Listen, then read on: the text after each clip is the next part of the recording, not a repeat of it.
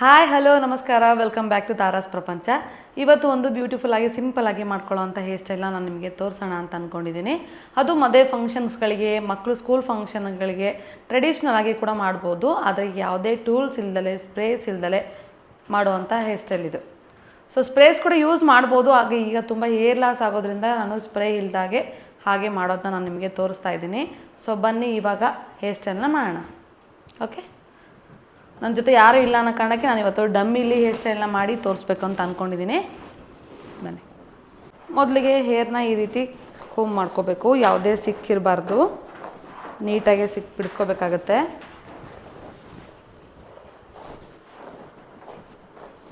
ಈ ಥರ paddle ಕ್ಯೂಮ್ಸ್ use ಮಾಡೋದ್ರಿಂದ ಹೇರ್ ಲಾಸು ಕೂಡ ಕಡಿಮೆ ಆಗುತ್ತೆ. ಹಾಗೆ ಸಿಕ್ಕು ಕೂಡ ಬೇಗನೆ ಬಿಡಿಸ್ಕೋಬೋದು, ಪೇಯ್ನು ಕೂಡ ಆಗಲ್ಲ.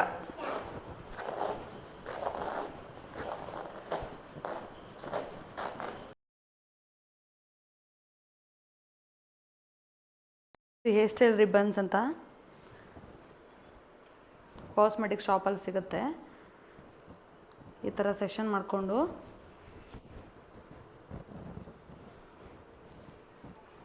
ಈ ರೀತಿ ರಿಬ್ಬನ್ಸ್ ಹಾಕಬೇಕು.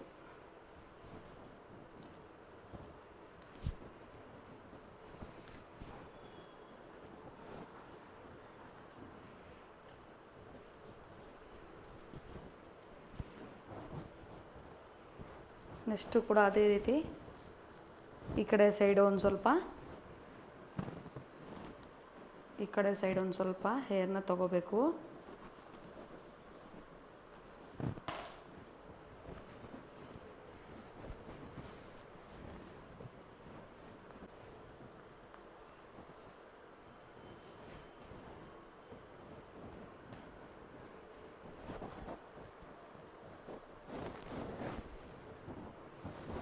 ಫಸ್ಟ್ ಸೆಕ್ಷನ್ನ ಈ ಥರ ಮುಂದೆ ಹಾಕ್ಕೊಂಡು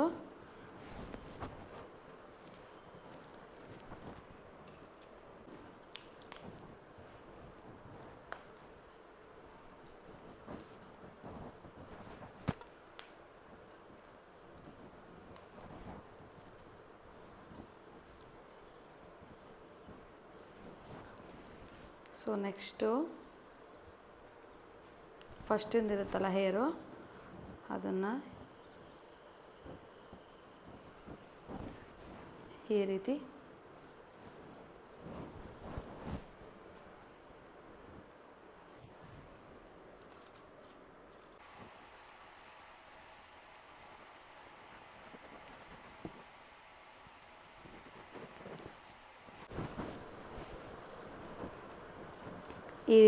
ಪುಲ್ಲಿಂಗ್ ಮಾಡಬೇಕು.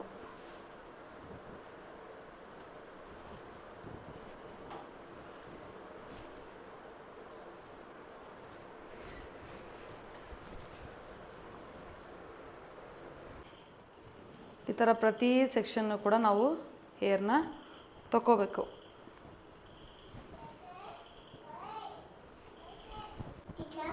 ಸೆಷನ್ ತಗೊಂಡು ಮತ್ತೆ ರಿಬ್ಬನ್ ಹಾಕಬೇಕು. ನಾನು ಲಾಸ್ಟ್ ಟೈಮ್ ಈ ಡಮ್ಮಿಗೆ ಸ್ಪ್ರೇ ಯೂಸ್ ಮಾಡಿದ್ದೆ, ಹಾಗಾಗಿ ಹೇರ್ ಸ್ವಲ್ಪ ಅಂಟ್ತಾ ಇದೆ.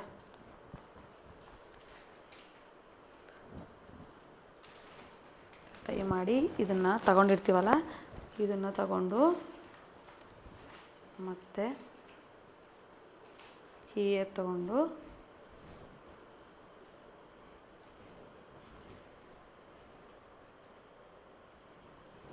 ಮತ್ತೆ ರಿಬ್ಬನ್ಸ್ ಹಾಕಬೇಕು.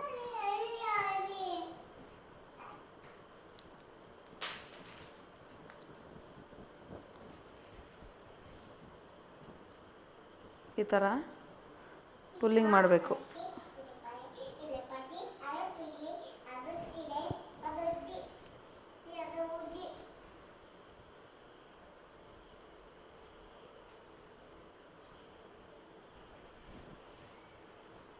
ಒಂದೊಂದೇ ಪೋನಿ ಟೈಲ್ನ ನಾವು ತೆಗೆದು ಮೇಲೆ ಹಾಕಬೇಕಾಗತ್ತೆ.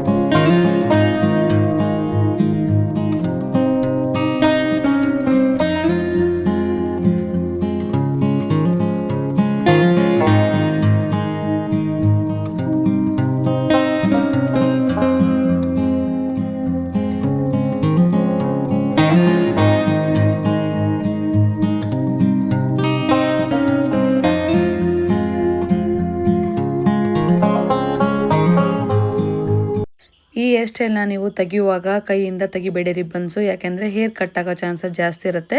ನೀವು ಸೀಸರ್ ಮೂಲಕ ರಿಬ್ಬನ್ಸ್ನ ಕಟ್ ಮಾಡಿ ತೆಗೀರಿ, ಆಗ ಹೇರ್ ಕಟ್ ಆಗೋದಿಲ್ಲ.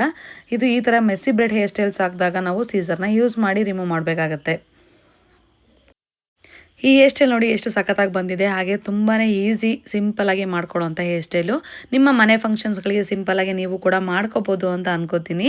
ಸೊ ಇದೇ ರೀತಿ ಹೇರ್ ಸ್ಟೈಲ್ಸ್ನ ನಾನು ನಿಮಗೆ ಮಾಡಿ ತೋರಿಸ್ಕೊಡ್ತೀನಿ. ಸೊ ನನ್ನ ವಿಡಿಯೋ ಇಷ್ಟ ಆಗಿದ್ರೆ ಲೈಕ್ ಮಾಡಿ, ಕಮೆಂಟ್ ಮಾಡಿ, ಶೇರ್ ಮಾಡಿ. Thank you for watching.